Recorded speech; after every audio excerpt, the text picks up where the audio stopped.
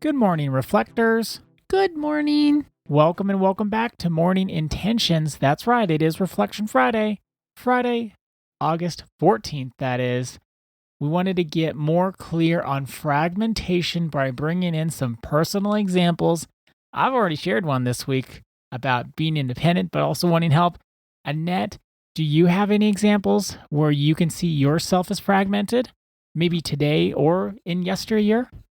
I've been thinking about that since we made the podcast yesterday. Before I share, I think I have a few, but before I share, I wanted to read the definition so that if some of our listeners missed yesterday's podcast, they would know what fragmentation is. That's a great idea. Would you like me to give that Maybe, definition? Because you gave it to us yesterday. But read it slowly. Okay, that's Annette's reminder to me. Often I read things because very you fast. read things so fast, I'm on like your second word and you're done. Yeah. So I'll read it with a clear, consistent pace. thank you. Fragmentation happens when different parts of ourselves are pulling us in different directions, and we haven't yet learned how to understand and bring those parts together.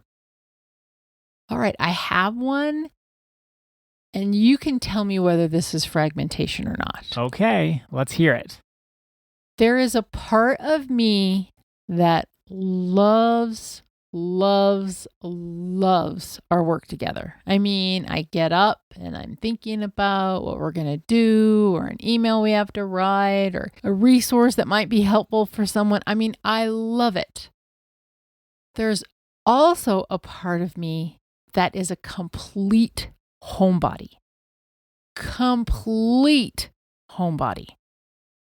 Sometimes, not if I'm well rested, not if I have been taking excellent care of myself, but if I have been working too many days in a row or I'm not getting enough sleep, I can experience anxiety.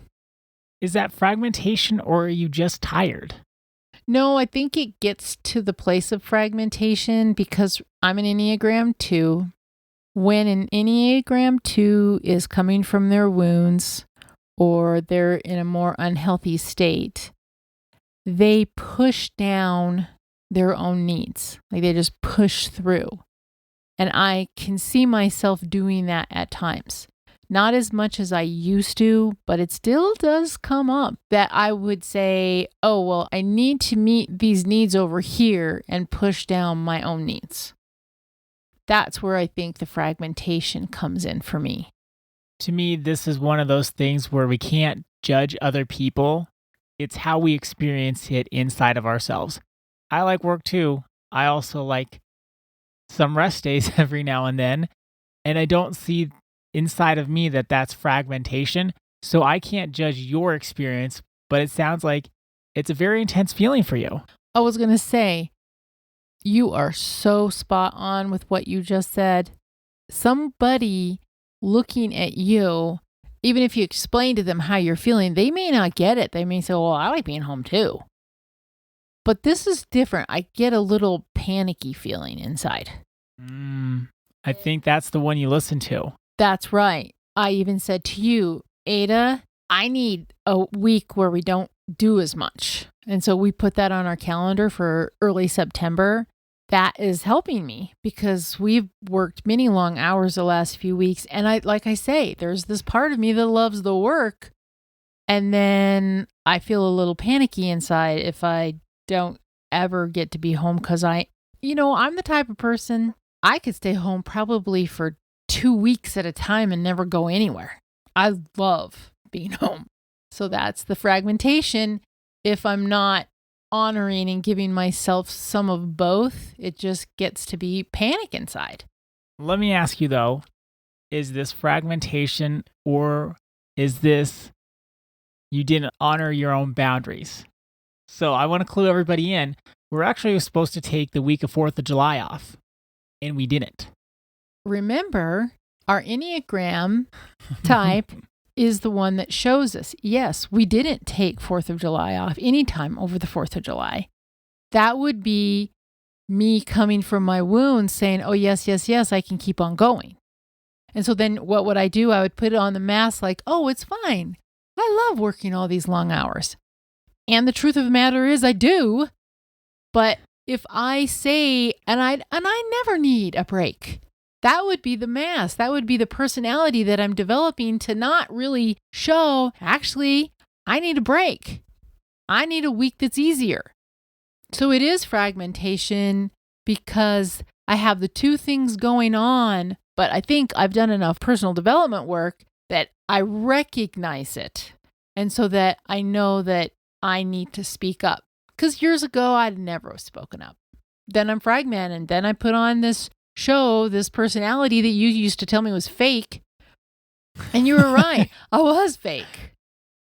Even that then would be fake if you just, I just love work. Oh, no, I don't need a break. And inside you're like, I just really need some rest days. Yes. And I'm going nuts here, trying to just keep up. And that was one of the things that I wanted to make sure we all knew. So you gave us a few examples yesterday where it was, I am the strong one, so I can't be vulnerable. Another example was, I'm the helpful one, so I can't have needs. The reason why that gets into this place of fragmentation is that the strong one does need to be vulnerable at some time. Exactly. Even if they're the strong one with 99% of people, they need to have a 1% where they can just be the one who isn't strong. They need someone else to be strong for them. The one that works in any sort of helping profession also needs to have a break. But if they pretend that they don't and they keep pushing themselves, that's when yesterday we just touched on this. We're going to touch on this more next week. But that's when the shadow starts coming because we have this personality that isn't true. It's a persona. It is based on a mask that we decided to put on. Maybe we didn't even decide it. We just thought, well, okay, people don't really like me the way I really am. I'm going to act like this. So in my mind, that's a decision. And then we can't keep it up. So then that's when the shadows start appearing. And we're going to talk more about shadow work next week. But that's that fragmentation then that leads to putting on masks, developing a persona and a personality. And then we can't sustain it. So then we start coming from more of a shadow. Shadow isn't bad. It's just like, you can't keep this up, guys. You can't pretend to be someone who doesn't need a vacation. You can't pretend to be the someone who's always the strong one. You can't pretend to be the person that is going to be independent. It's not sustainable.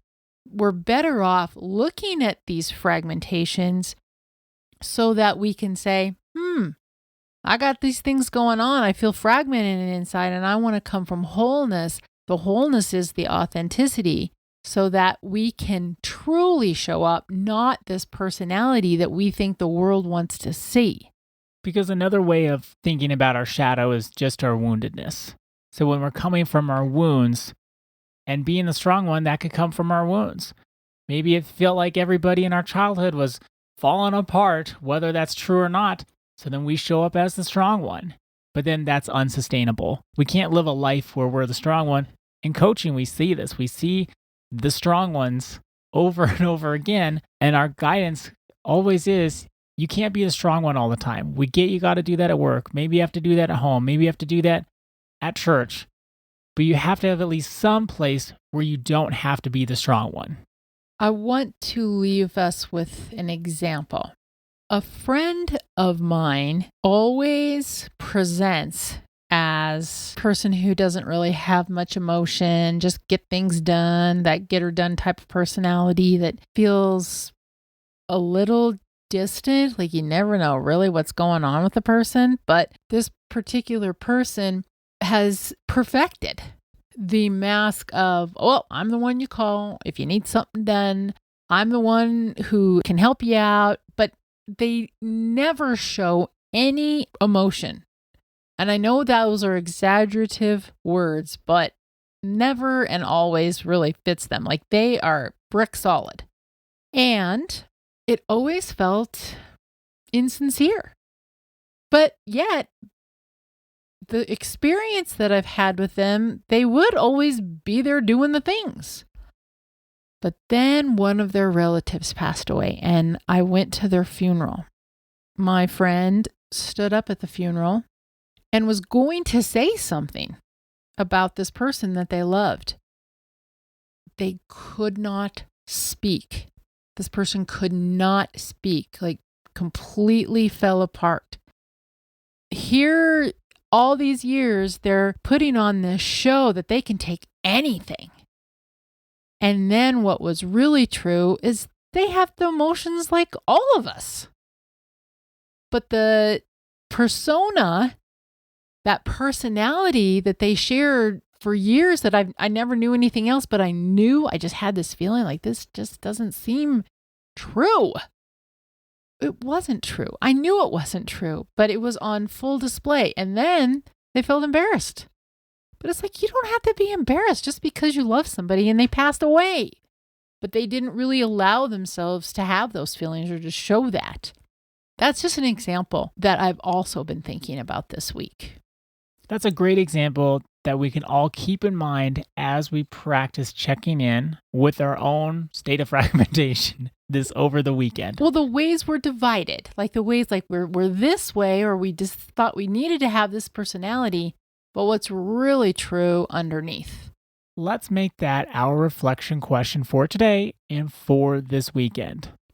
It's a continuation of what we started yesterday. How are the different parts of me pulling me in different directions? How are the different parts of me pulling me in different directions? There's no right answer. Whatever is true for you is true for you. Thank you so much for joining us today. Our day is better because you are part of our day. See you Monday. See you then.